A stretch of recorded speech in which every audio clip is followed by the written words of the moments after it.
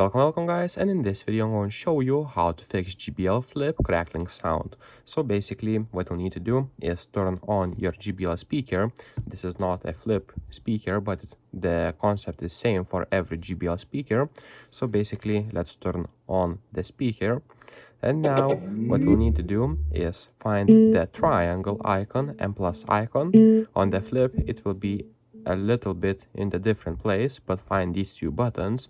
And now what we'll need to do is basically click on this triangle button and plus icon and hold it at the same time for the 10 seconds. So 1, 2, 3, 4, 5, 6, 7, 8, 9, 10. And right here, as you can see, now it automatically turned off by itself.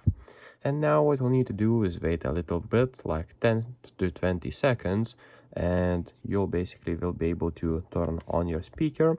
And here what you did is a fully factory reset for your JBL Flip speaker, and now you won't have crackling sound.